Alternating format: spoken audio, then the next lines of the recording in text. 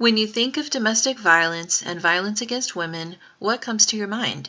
Is it strange men jumping women in dark parking lots? Is it a husband beating up his wife? Is it a parent abusing their child? These things are all classic examples, but the truth of domestic violence and violence against women goes deeper than that, and sometimes it's harder to recognize.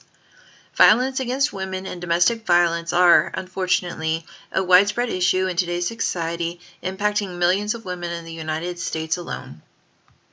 The National Domestic Violence Hotline defines domestic violence as including behaviors that physically harm, arouse fear, prevent a partner from doing what they wish, or force them to behave in ways they do not want. It includes the use of physical and sexual violence, threats and intimidation, emotional abuse, and economic deprivation. While domestic violence may often be thought of as occurring between parents and children or intimate partners, domestic violence also occurs when these behaviors occur between people living together who are not dating. It is not restricted by socioeconomic status, race, sex, gender, sexual orientation, ethnicity, or religion. However, although domestic violence occurs across a wide variety of people, domestic and intimate partner violence are most often committed by men against women, and so violence against women is the focus of this video. According to the Centers for Disease Control and Prevention's National Intimate Partner and Sexual Violence Survey, 1 in 4 women are victims of intimate partner violence, and nearly 23 million women have been victims of rape or attempted rape at some point in their lives. A 2009 U.S. Department of Justice report on female victims of violence found that in 2008, the rate of non-fatal violent intimate partner victimizations against women was 4 times as high as the same type of victimizations against men. This study also reported that 99% of intimate partner violence against women was committed by men.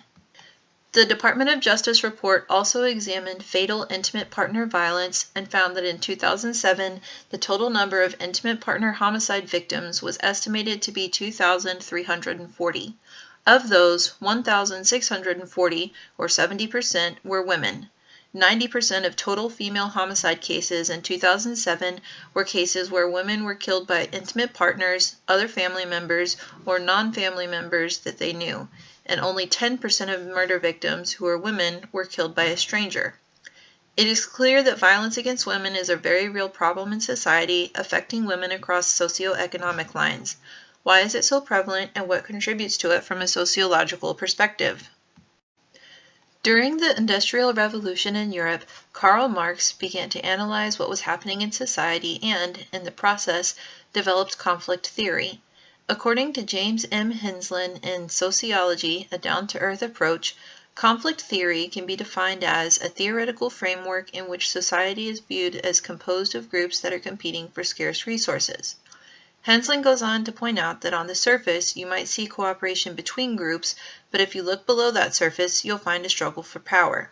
This makes conflict theory an extremely fitting sociological perspective with which to examine violence against women. Seen through the lens of conflict theory, we can see that the struggle for women is a fight to gain access to full equality and equitable access to power.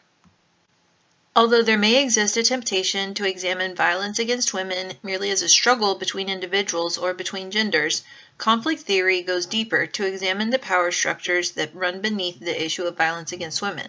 Specifically, in using conflict theory as our perspective to examine violence against women, we see that the root cause of violence against women is the structure of patriarchy. As a result, at a deeper level, we see that women are not fighting men so much as women are fighting patriarchy, a system men have created to keep power, dominance, and control of resources within the hands of men. When women fight against this long-standing patriarchal system that has been the base of our society since it began, men react with violence. This is to try to reassert dominance and continue to maintain the power imbalance that benefits men and gives them control over resources, benefiting, upholding, and enabled by the system of patriarchy. I myself am a survivor of domestic violence, abuse, sexual assault, and intimate partner violence at the hands of people whom I have thankfully been able to cut out of my life and leave in the past. Unfortunately, I am not in the minority.